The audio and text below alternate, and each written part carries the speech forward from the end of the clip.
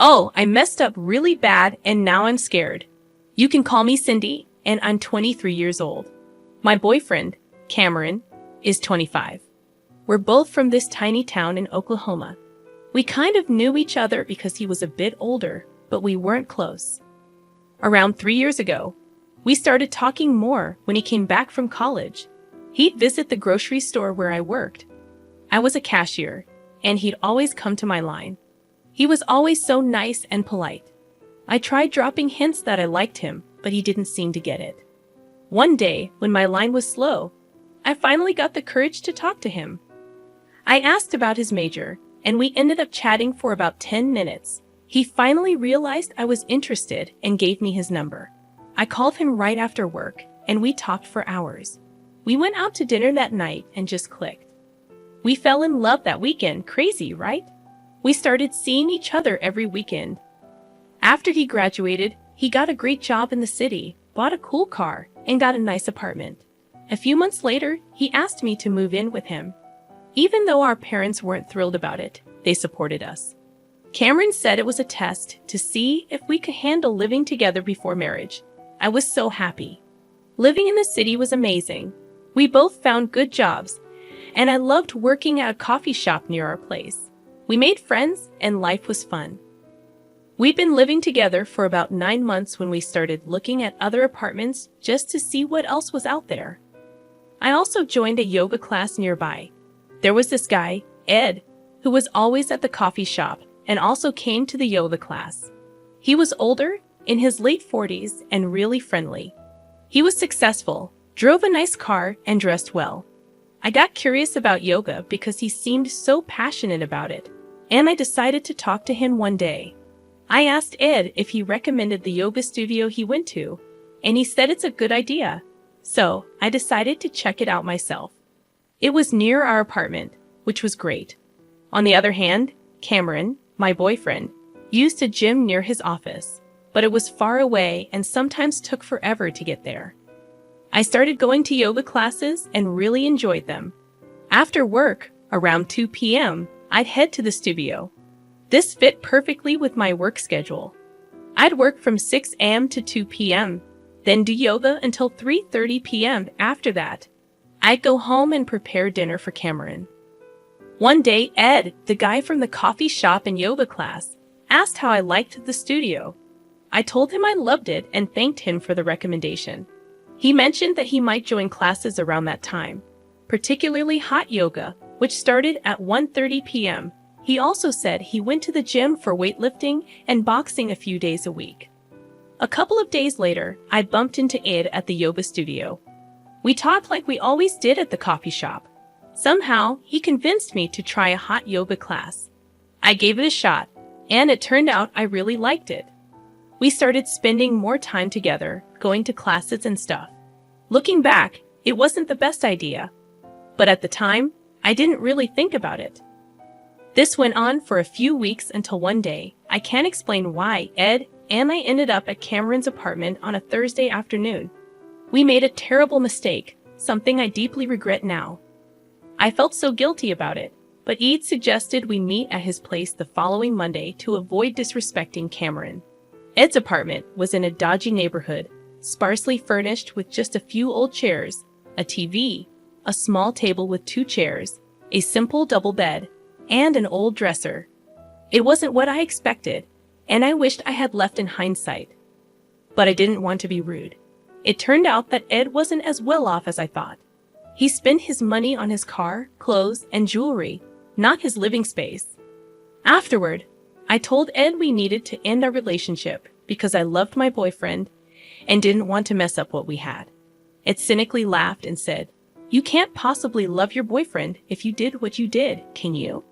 I insisted that I did love Cameron, but Ed said my desire for him outweighed my feelings for Cameron by far. It was a harsh reality check for me. I gathered my stuff and left Ed's apartment, feeling tainted and incredibly foolish for what happened. It wasn't like me at all. I promise it's not. I can't explain why I did this with Ed. It happened during a time of the month when my hormones often feel uncontrollable. Though that's not an excuse. I'm just trying to make sense of my actions. I spent the rest of that day in tears until Cameron came home. We had dinner, watched TV, and relaxed, but Cameron seemed distant. He'd been feeling unwell, so I assumed it was because of that. On Tuesday, he still seemed off and distant. We hadn't been intimate for almost a week, which was unusual for us. Looking back, I think he might have known about Ed and me, which is why he was keeping his distance. On Wednesday, I got home just before 3 p.m., but my apartment key was missing from my key ring. I panicked, thinking it had broken off somehow, but all my other keys were still there. Then it hit me, Cameron had taken the apartment key. I tried calling and texting him, but there was no response, which was strange because he usually sent a quick text even when he was busy. I decided to go to the apartment office and ask for help.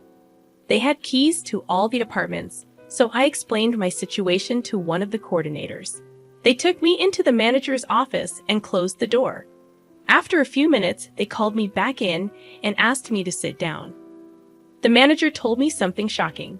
Cameron had moved out that morning and left a letter to terminate the lease after its one-year term. I couldn't believe it.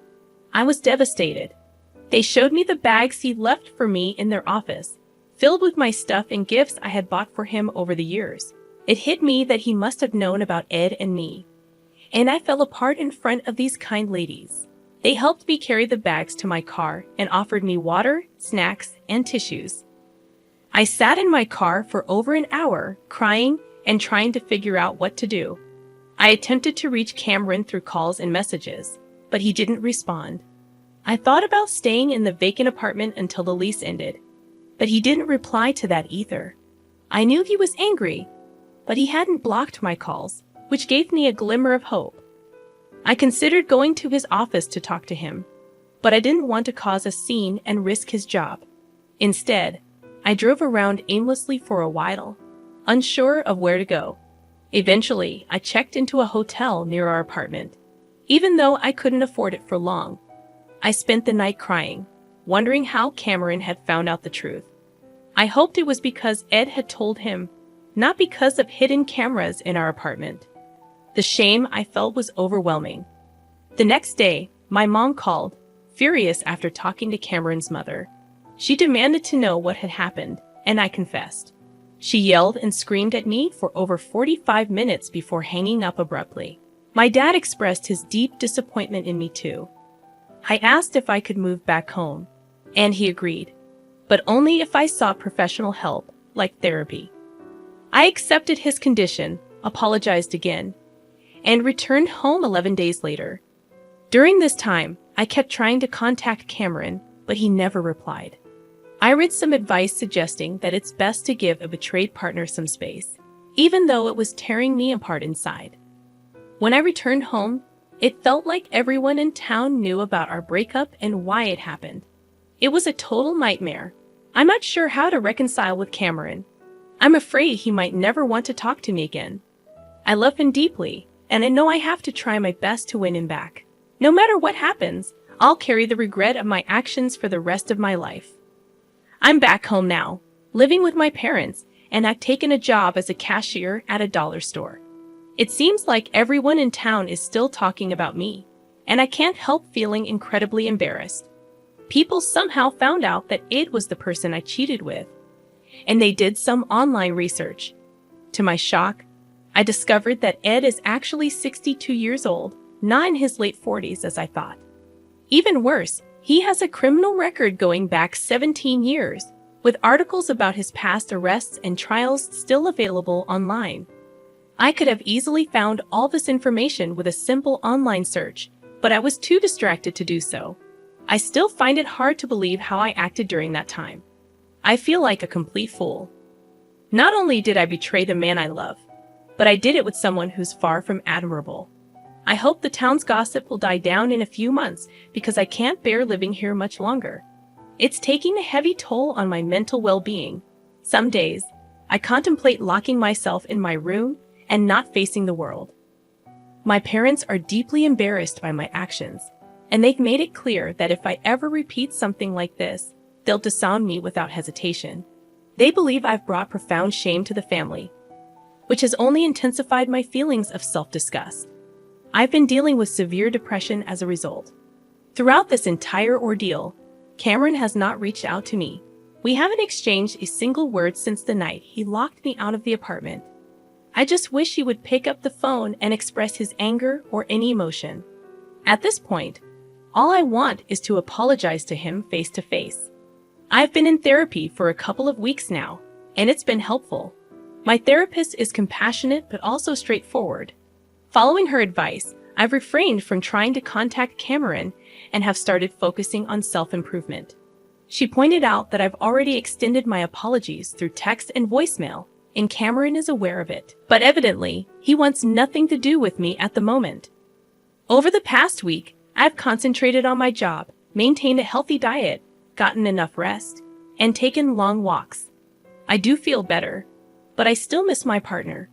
I'm taking each day as it comes, hoping for a reconciliation with Cameron, but also preparing for the possibility that it may not happen. I have no intentions of dating anyone anytime soon, despite receiving requests from 4 customers at the store. My heart and mind are still firmly under Cameron's influence. I don't anticipate providing any further updates unless we manage to reunite. Best wishes, and thank you to all of you. I didn't get paid for my work, but we lived rent-free on our property, and I knew I'd inherit the majority ownership. It was a perfect family setup, and we all loved living here. My oldest was a 21-year-old girl, followed by a 20-year-old boy, a 17-year-old boy, and our youngest, a 15-year-old girl. Life was great, and my marriage with Connie was loving and happy. My job was good, and the farm was thriving. But about 3 years ago, my brother Bill got diagnosed with cancer. He didn't take care of himself well and only sought treatment when his symptoms got unbearable. He went through tough treatments, but he kept working. Sadly, Bill passed away earlier this year, and it was very emotional for all of us. Bill and I were close, and I helped him with various challenges he faced in life. Despite his issues, we loved him unconditionally. In Bill's will, he named me as the executor and left me 100% of his assets, including a bank account with over $70,000. I found something strange though. Bill had set up this account with my youngest son, Joe, as the beneficiary. This confused me because Bill wasn't closer to Joe than my other kids. I wondered why Bill chose Joe, and it made me anxious. One day, I found 2 old photos of my wife, Connie, at Bill's house. They were inappropriate, and they were taken in Bill's bedroom. My world fell apart. I took the evidence to my parents, and they were as shocked and disgusted as I was. I decided to confront Connie. I took her to Bill's house, thinking we were just going to clean up. But when we sat down, I showed her the bank statement and the pictures. She looked at the statement, clearly surprised by the money Bill had saved. I knew there was much more to talk about, but I was devastated, and I needed time to figure out what to do. I asked Connie if she noticed anything odd on the bank statement, and she initially said no, just the amount. But then I urged her to read it aloud from the top. As she read, she saw Bill's name and the payable on death to Joe part, which made her realize that she was caught. I asked her if there was something she needed to confess, and she initially denied it, shaking her head. But after some persistence, she admitted to her affair with Bill 18 years ago. She explained that it was a stupid and selfish mistake that only lasted a couple of weeks. Connie claimed she had distanced herself from Bill since then, only interacting with him when other family members were around. I asked her if Joe was Bill's son, and she said no, she was certain he was mine, emphasizing that even if he wasn't, she considered him mine since I had raised him. I didn't show her any sympathy or comfort and left her to compose herself. After she cleaned up and came home, we slept in the same bed, but I refused her attempts to get close to me. The next day, I decided to divorce her, and I talked to my parents about it. They were shocked and couldn't believe what had happened. Connie begged me not to go through with it, but I was firm in my decision. Later, I met with a lawyer recommended by our farm attorney to begin the divorce process. We discussed the division of our assets and the possibility of spousal support due to Connie's lack of outside work. Money wasn't my main concern. I just wanted the marriage to end. I returned home and informed Connie of the attorney's advice, and she was upset.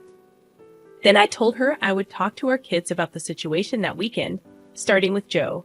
He and I went to a creek on our farm, and I explained the situation to him. He was devastated and worried, especially about whether I would still love him if he wasn't my biological son. I assured him that I would always love him and that the issue was between his mother and me. The divorce was solely due to her affair and had nothing to do with him. We spent a couple of hours talking, and I mentioned that I would speak to his siblings next. After Joe told me he was ready to talk to his siblings, we all gathered by the pool, pretending everything was normal. However, my wife's odd behavior was evident, and our kids picked up on it right away. We spent the afternoon playing games, but the dark secret loomed. It was after dinner when Joe expressed his readiness to talk to his siblings. Unfortunately, they all had plans with friends that evening, so we decided to hold the conversation the next morning. As a family, we attended Sunday church services, returned home, and then I told the kids that I needed to speak with them privately on the back patio. My daughter inquired if their mom would be joining us, and I explained that she would meet with them later, causing some uneasiness among the kids. I shared the news with them, and their shocked reactions turned to disbelief, anger, and sadness. It was tough to see them process the information. I clarified my intention to divorce their mom, and they all started to cry. We had a lengthy conversation, and eventually they understood my decision. My daughter expressed her anger and reluctance to have anything to do with her mother. I informed them about getting DNA tests for each of them to determine their biological parentage, emphasizing that it wouldn't change my love for them, regardless of the results.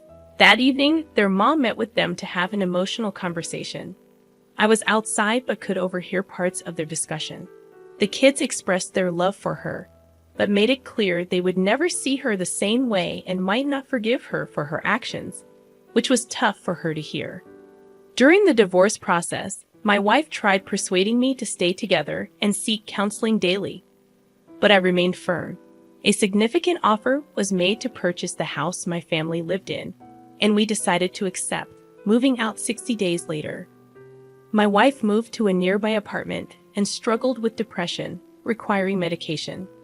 I moved back to my parents' home temporarily and decided to build my dream log cabin on the farm. I now live there with my two youngest kids, while they spend a few nights a week with their mom. My ex-wife wants to reconcile, but I no longer have romantic feelings for her. After all the stress and drama, it turned out that all my kids are biologically mine, but it didn't change my feelings toward my ex-wife. Although I still care about her and want her to be happy, I can't trust her again. Despite everything, I feel content with where I am now and the relationships I have with my kids and my ex-wife. Sharing this story has provided some relief and gratitude for how things turned out, and I wish you all the best of luck.